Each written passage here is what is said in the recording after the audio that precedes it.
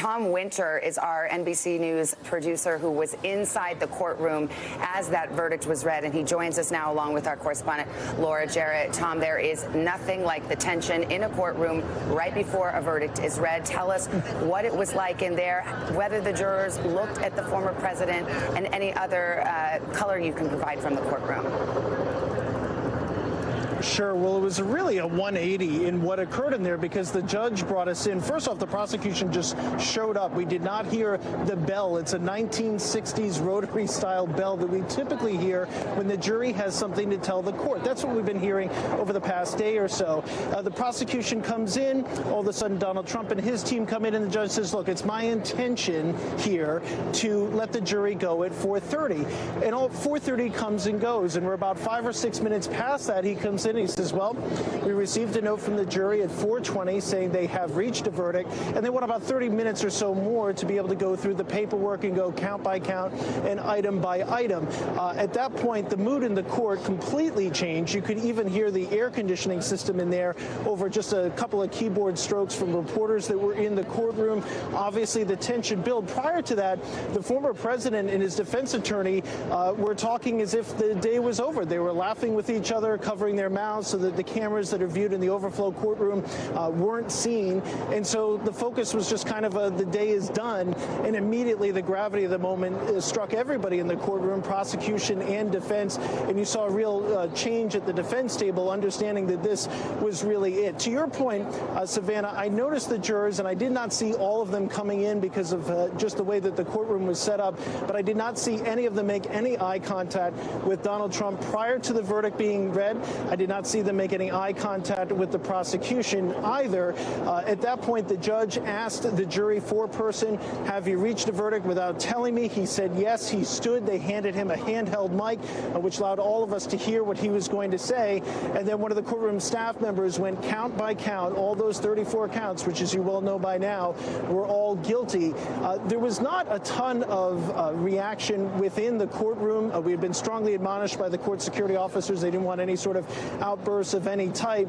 Once the jury was polled, which, as you know, is the moment where the judge or the court asks each individual juror if what the foreperson read was accurate. They said yes, and then at that point they were let out, and there did not appear to be any sort of significant eye contact there either. And there were some jurors that, of course, over the course of a trial, as you know, are more animated than others. Some take more notes than others. But even those that were a little bit more animated, I didn't detect any sort of kind of a telling of what the verdict would be prior to it being read. So obviously a kind of a quick turn of events, putting all of this in perspective. For years, going back to September 2019, when the Manhattan District Attorney's Office asked for Donald Trump's tax records, asked for his financial documents, the two Supreme Court battles that followed all throughout the pandemic up until the point when they got those documents, at that point there, Savannah, this case kind of moved forward slowly because there was a bit of a change here at the office. There was an election. There was a different district attorney, as you know, that came in and took office. And the plan of attack, if you will, for this investigation and case changed after that point. And eventually we got the charges that we got today, and approximately a year later, well, here we are now talking about a verdict. Where does this go from here has been so often the question involving investigations surrounding Donald Trump for the past 6-7 years or so. Today, this is kind of a big moment because we have no indication whatsoever that there is now going to be any sort of ongoing criminal jeopardy for the former president and presumptive Republican nominee going forward. None from the Manhattan District Attorney's Office, no indication that they're doing any additional work, no indication that the federal prosecutors about 2 blocks from me and the FBI 2 blocks from me is doing anything involving any sort of investigation involving the former president as it pertains or has a nexus to New York. Obviously, there's the other cases that you well know about. So it's a big moment today, a bit of a period on a number of investigations going back to the Michael Cohen guilty plea in federal court that surrounded all the conduct in this case. And so now we'll just have to see where those other 2 cases go. But as far as things go from here in his hometown, where so much of these investigations investigations originated from or involved, including the conviction and jailing of his chief financial officer, Alan Weisselberg, and the conviction of his company. It's over.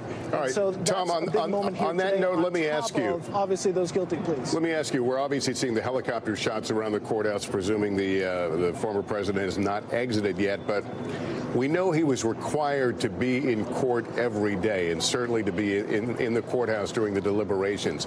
Is he now free to return to Florida, or is he, does he still have to remain in New York? 100%, Lester. They addressed that at the end of the guilty plea in the proceedings today, or the guilty verdict, I should say, in the proceedings today. The prosecution said that he remains R.O.R., which is he's released on his own recognizance. There's no bail, there's no restriction, so he's certainly free to travel to Florida at the instance that he wants to, or anywhere else across the country, obviously, as he continues his campaign. So at this point, Lester, there's no restrictions on Trump. The question here going forward, and something that we're going to need to report out and get some clarity on, it was not addressed in court, is whether or not the gag order remains in place. What happens to that? Can Trump start to speak about the jurors? Can he direct his comments and obviously his Truth Social posts more pointedly at the prosecution and the judge and the people surrounding this case? That's a big question, whether or not he kind of goes on the attack. And obviously it was statements that he made that got him in a finding of contempt here, not put in jail pending this trial or during the course of it.